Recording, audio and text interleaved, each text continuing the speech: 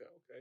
Listen, before we get into this topic, make sure you hit that like button, subscribe if you have not already subscribed, join the membership, and Drew, I know we got some merch on real Oh quick. You could yeah, let the man. folks know what that is. This is Toro brand. Shout out to our girl, India Michelle. You know what I'm saying? Make sure y'all follow on both platforms. You know what I'm saying? The shirt is tight, man. It's I like quality. it. I It's like just it. Nice. quality, It's you know what very I That's mean? nice nice. quality It, I shirt. want a I it ain't make me gonna shirt. look lie, slim, man. you know what I'm I saying? mean, I'm more muscular, you y'all heard? should have a Shout shirt for out the to the shirt, you guests. know what I mean? We're gonna send some She said it pictures was and we're gonna fun. show the back of the shirt. Shit fire. Yeah, it's just the one for the guests. Yeah, we're gonna drop it in the description if y'all want to check out and support, man. We gotta support black businesses for sure. Indeed, Mm-hmm. indeed. Listen, before I get to this first topic, I know when we was in Atlanta, we had this conversation about princess treatment, Oh, and queen right. treatment, Mm-hmm. and we just posted up on the IGs, and that The post been clip. going kind of crazy, the engagement going crazy. Listen, what are your thoughts on this whole princess treatment versus queen treatment, and why do so many grown women want to identify themselves with princess treatment instead of queen treatment? What's your thought on that? For me, I don't want to be treated as a princess. Mm-hmm. Because I'm a go getter. If anything, I'm gonna call myself an empress. I always do that. Hashtag empress energy. Okay. I feel like just the stigma that comes behind being a princess and just the history of being a princess, just kind of like a damsel in distress. I don't consider myself being that, or somebody that's put away and she has to be saved, or somebody's doing everything, making all her decisions. That's not me. Mm. For the most part. So I don't know. I really can't like answer that. I just find it weird. Like when I hear somebody saying, "Oh, I'm a princess treatment," it's just kind of like, what is? I get what you're saying. What exactly is that? Like, are you saying you just want to be put up and somebody's taking care of you, doing everything for you? So I don't know. Let's separate the two for a second. A princess treatment gives something you would give your child, a younger person, something to treat them how to become a queen. So when you say princess treatment, is giving kitty vibes, not Right. for me. Queen, I could say treat me like a queen because in the house in my castle is Mhm. a king and a queen, and I have my princess and my princess. You understand me? So if a female want to be treated like a queen, you have to walk in the queen's shoes. Which means is as a queen, you have to make sure your guidelines and your head mind straight is at all max high. You have no room for, excuse my language, fuck ups or slip ups. You understand me? If you want that treatment, you can't go to a black pot and be like, boil my water. You gotta take that pot and pour water into that pot and turn the owl on to get it to where you want it to boil to. You understand me? Yeah. So when people say they want to be treated like a queen, you have to treat yourself as such before anybody can follow that guideline. Right. And that's just that. Because I'm the queen of my castle. So any king that walk through that threshold, baby, you gotta match my energy. What's your thoughts on this? I feel like these days, like people like to put labels on things. Mm-hmm. And when people say princess treatment, it's like a form of I want to be treated like this. In my opinion, no. I like your idea of a king and queen in a castle because at the end of the day, that should be the ultimate goal, Absolutely. which a lot of people don't talk about, which is marriage. Yes.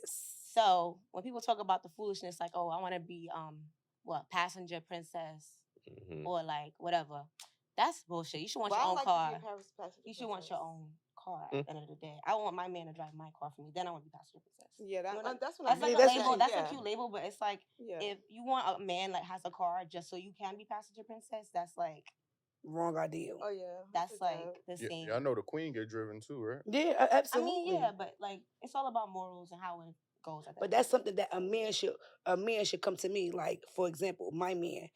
I'm not gonna be like, oh babe, can you take me X, Y, and Z? If I'm your queen and you look at me as such, you'll be like, babe, you ready? Yeah. Let's go. Right. Let's proceed to do this. Let's go out to have dinner. Have you ate? Did you put the kids down? Do you want your feet rubbed? And vice versa for a lady to do that for a man. I don't mind rubbing my man's feet. You worked all day, got your dinner ready, the house is clean, the kids done knocked out. I'm ready for dick time. I'm not gonna hold you right now.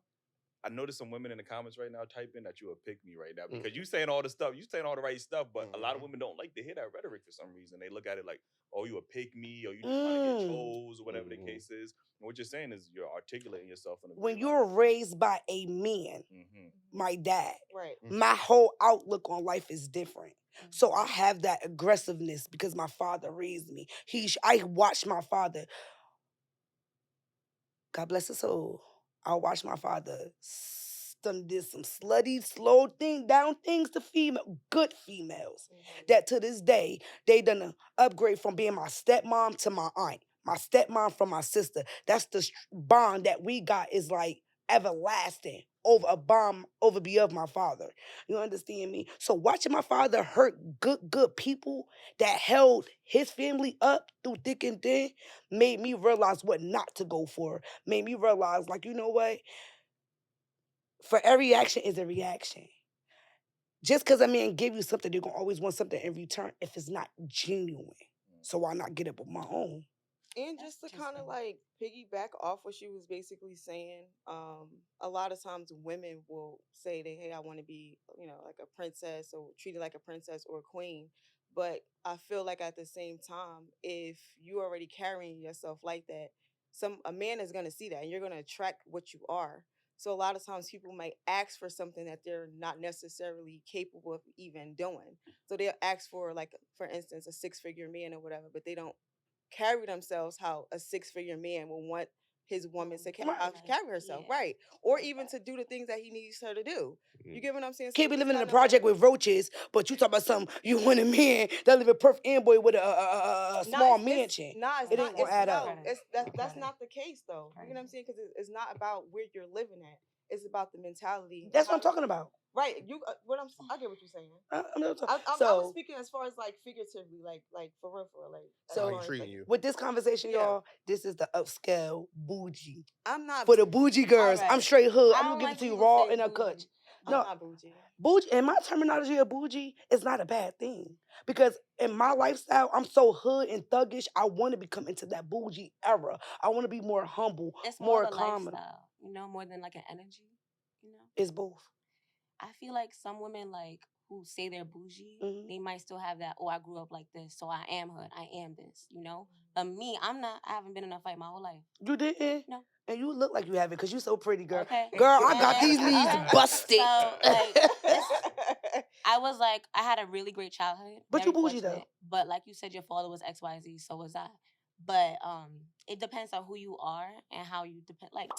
Girl, it's I'm bougie, but I don't fight. But you're not stick up bougie. It's a different level to being bougie. I am. Oh, you are? Yes, I am. Let me ask you a question real quick because, you explained that, you're very hood or you grew up in that lifestyle. So how do you balance the masculine, the aggressive and the masculinity with the femininity? Because a lot of times we meet these women who have grown up in that lifestyle and they do tend to lead more in their masculinity than in their femininity. So how do you balance that out? Well, right now it's a struggle because I've been masculine all my life, from a big girl to a small girl, for all my life in the streets, just straight thugging. And it's I have 3 sons biologically, 14, 10, and 3.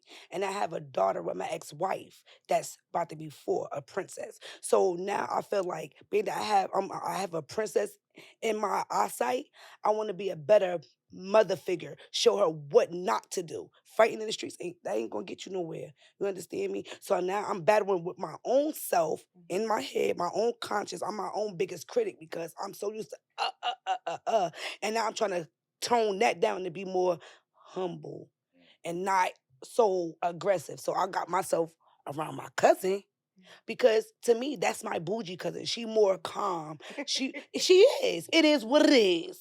Now don't get it messed up. We the same bloodline. She got it in her, but she expresses more of the calmness, the more ladylike. She my alter ego. She what I want to be. I'm so hood and hard. I talk hood and I talk no mushy is. But with your father being around and you're learning a lot from him, he didn't teach you how to, Absolutely not. My father's a blood. Period. He a gang member. God bless his soul. He died. He dead now. But I grew up around bloods. But you say he had good women around, right? Yes. They were feminine women or absolutely Muslim. So Muslim females. That's on they deen. So wasn't that your role models growing up?